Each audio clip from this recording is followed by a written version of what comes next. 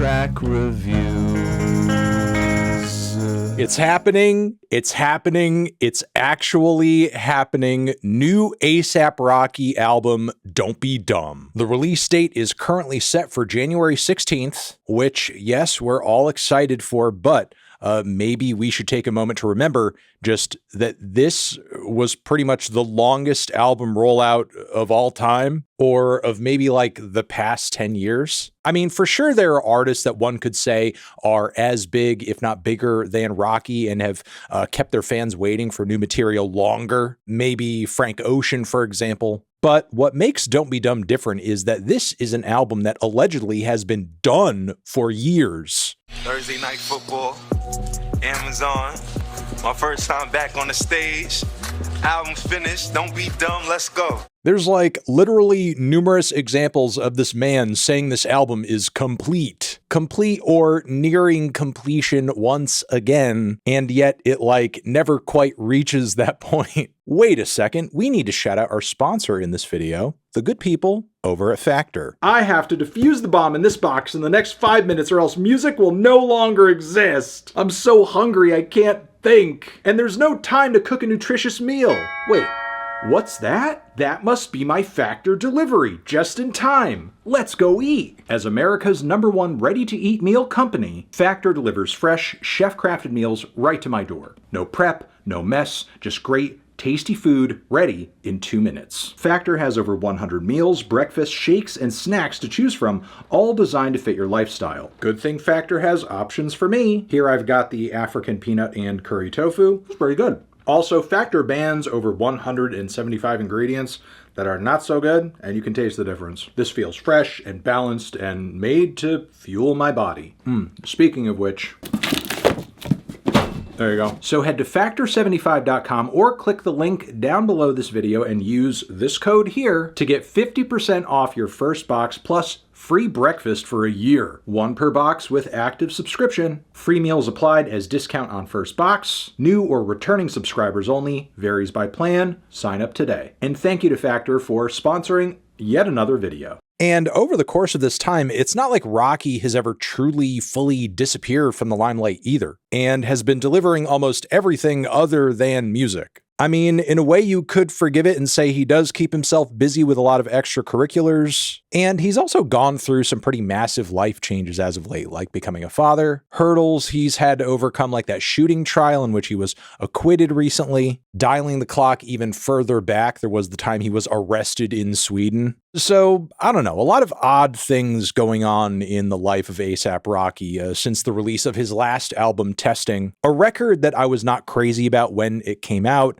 I don't think it's aged well. However, I don't think it's an album Rocky meant to leave out there hanging for as long as he has. Like, I think this LP was originally intended, given the name Testing, to be a place for him to kind of experiment, try some new things and ideas, throw some stuff at the wall, see what sticks, and then move forward from there depending on crowd reception. And I'm getting the sense that Don't Be Dumb is, at least in part, a result of that building process, because this album is at least in part being sold as Rocky expanding his abilities artistically and musically, trying different genres, trying different sounds, broadening his style further than it's ever been broadened before, which is saying something considering the super wide range of collaborators this guy's made music with over the years. I mean, one of his most recent singles, Hijack from 2024, features none other than indie folk songstress Jessica Pratt. And this new track here that has been posted with the Don't Be Dumb album preview, Punk Rocky, is seemingly teasing another genre switch. So shout out to Hassan on Twitter, who reminded me of some of this background information in the lead up to this album release. But let's listen to Punk Rocky and see how punk rocky this track is.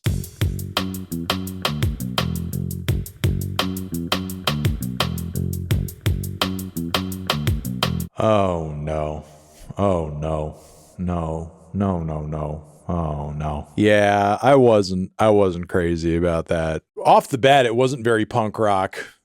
Not very punk rock at all. However, I don't think it really would have mattered what you called this thing. You could call it bloopity bloop-a-doo Rocky. and I still wouldn't be impressed with it. Again, I do admire and appreciate the man's devotion to pushing himself outside of his comfort zone and not allowing the industry to pigeonhole him into the same sound that, maybe he built his name off of back in like 2011, 2012. The fact that Rocky is still willing to try new things at this point in his career, especially on an album that is so highly anticipated, which could make or break his career considering how long fans have been waiting. Again, it's an admirable thing, but I think the prime issue with this track is that there's just so much out there like this already. Maybe within the scheme of Rocky's core audience, that may not matter all that much because, maybe a lot of Rocky's fans aren't